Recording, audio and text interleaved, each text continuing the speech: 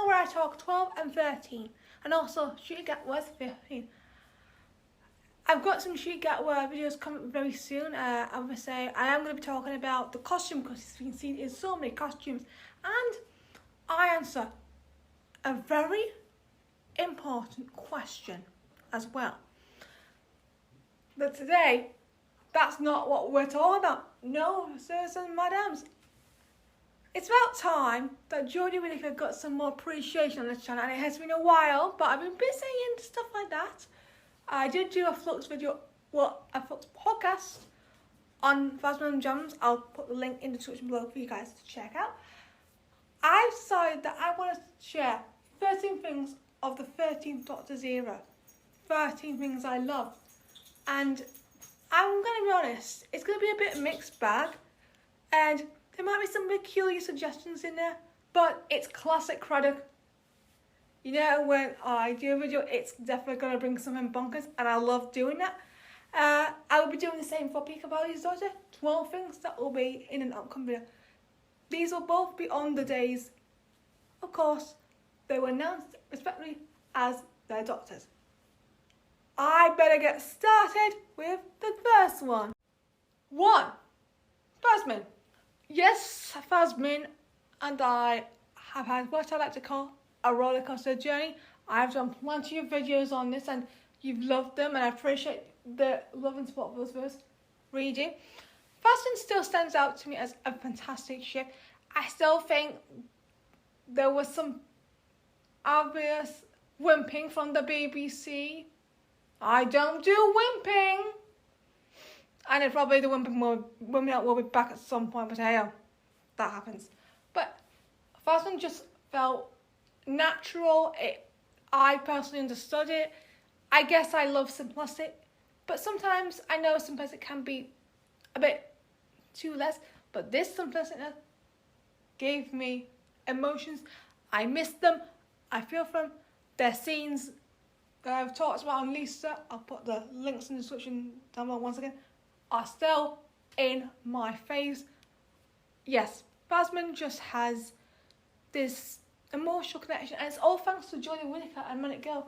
They made it happen, and I understand the thoughts and opinions, and I can see it being considered in other shows, if I'm going to be fairly honest, but this was not queerbaiting. This was a story with identity, and chose to prove me wrong, and I'm happy. Number 2, likeable companions. Now, the show can easily struggle with this, and there are other shows that basically have shown likeable groups. For example, The Mandalorian is what I call the one to beat in terms of that. But before that, there was the Jodie era. Bradley Walsh, Tosin Cole, Mandy Gill, and John Bishop all contributed to that and deserve the praise they need, because I just felt there was something amazing about them. I liked them. Even better, I love them, and I think that's what happens when you connect more to the characters. I think it's down to the different showrunner types, and I would say I respect what they do. But for me, this was my cup of tea, and every performance they did was amazing. And I think a year later, they still stand out, and I miss them. And they've laid down a gauntlet which the Mandalorian has followed, and hoping Shooty and Millie and co can do as well. Number 3, historical upgrades. Historicals in Doctor Who have not the best track record, but in this era there was quite a lot of hits, a few turns. These obviously, some of them were Demons of the Punjab, Haunting of the Villa Dayati, Legend of Sea Tales. They delivered when it counted and brought also not just some great stories, but I cared more for historical characters. For example, Mary Seacole, which I'll get back to because I have a segment on her. Of course, and Nicholas Tessa, I liked him. Yes, there's a few controversies in there, but if I judge it on just Doctor Who, then I like it. Ada Lovelace, Knowing That Khan. Yeah, there was so many great characters, and of course, Madam Ching, loved her. think they were amazing, and I just feel like how the route did it, and they went for something different, which obviously Russell T Davies is going to continue. Good for you, Russell T. Good for you. I think it started something special for historicals. Number 4, diversity. I love the fact that it's not just on screen, but it's also behind scenes, because that's what I love about shows. When it's diverse, I feel like happy and positive, because it's not just me and others who are getting represented. Other people are too, and I think it's important for that. And it's just great to see what is going to happen in the future, because I'm hoping, like I've said before, this is the start of something special. And from what Russell T Davies has got, I think we could be in for a treat. But Chibble gave us a lot of diversity. Number 5, Jodie Whittaker. Yes, it's Whittaker-nator time. Dramatic pause. So, of course, Jodie Whittaker had to be included in this. Love the girl, love her doctor, miss her. I just want to say that she's really brought something different to the show. She brought cuteness. She brought understanding. She made me understand stuff. And I think if it wasn't for her, then I don't think I would have changed a lot. So I'm really thankful for her. I loved her on the show. I hope she's doing well. And I think the fact that she's having some success already, straight after leaving, is great. Speaking of the Whittaker-nator, it's time for a little bit of Toxin. Number 6, 13's Tuxedo. Yes, I had to. I am loving it. If you've seen me on Twitter or Facebook, I have gone on about it. I've even mentioned it in YouTube a lot. She looks brilliant, and also she's very unique. Also, the black coat. I am so happy. And I remember at the time when I first had rumours, I was hyped, and I had to wait months, like everyone else. We had to wait months, and there. I definitely think she should have worn it more often. She's the one who has worn less. I mean, I know Peter wore it twice, but still, she and Peter deserve way below that. But Julian's tuxedo is definitely something that I'll always have fond memories of. 7, Mary Seacon. Of course, Mary, Gemma Powell. You I was referring to this because I loved Mary. The attitude was amazing. She felt like a proper legend. And I do see like there needs to be more openings for female characters. Not just anything else, but for a very array. And we've had that in this year. Rosa Parks, she did well. Ada Lovelace, of course. No one can. But Mary, at that point, was like, yeah. She just gave the general some no nonsense. She had a respect for the Doctor. And that came across to me as a viewer. I actually learned love the respect. And Gemma and Jodie were having great chemistry. And I was like, yeah. And I love her. Still think it's one of my favourite historical figure performances today. Number 8. Ryan's friendship with 13. It's been one of the standouts personally for me. I know people give Ryan a lot of criticism. I personally am a huge Ryan Sinclair fan. I relate to the guy. I just still feel it stands up to this day. And the way they have this confidence, but 13 confides in Ryan a lot more than she does with Yaz. They end up sorting it out. That's not the point I'm trying to make here. Ryan was there when the Doctor needed advice, and he did. He gave her the strength to stay and move on with what she was doing. Of course, the whole flux incident, and ended up doing quite well. So, yeah, Ryan was just incredible, and I just love the way that the Doctor took him in. She watched over him, and she was always concerned. Like in Rosa, she did offer to send her friends into hospital safety, and they didn't. And that firepower helped them. And I get the criticism people have towards her, but that's not the thing. She did give him a shot. It's just done. But I understand. But maybe it's people prefer more on guard. and I can conceive of that accent. But there's just so much love, and Ryan just has respect for the Doctor, and yes, even though he does lose faith for a bit, but the fact is, the Doctor allowed him to have a good time and move on, and that also helped him move in Graham. And I love that, and I just felt their friendship was cute. Yaz is right.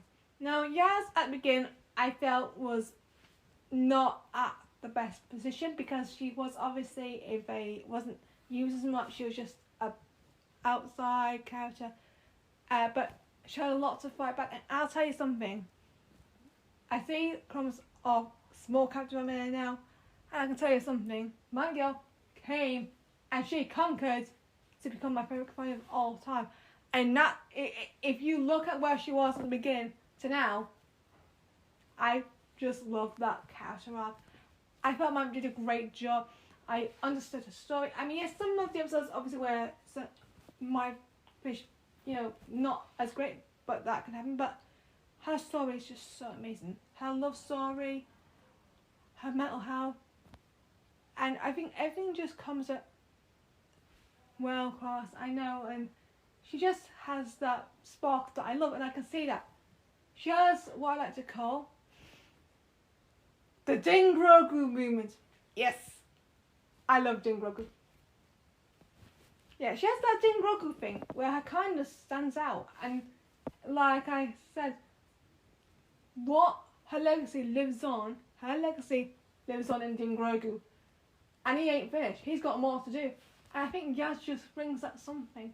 And I'm hoping she brings more legacies because she is a talent, and Mandy has really done the best she can, and she's well loved by the fans.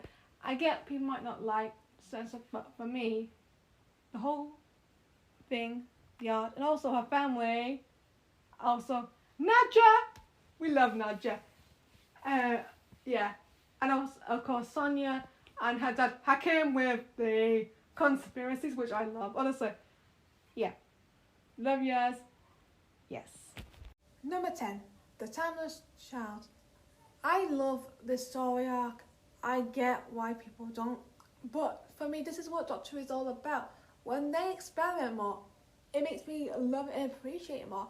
And I think, as I will probably say in a future video on President Jones, I do find it very different to the Doctor situation to another case, Din Djarin and Din Grogu, and I'll probably explain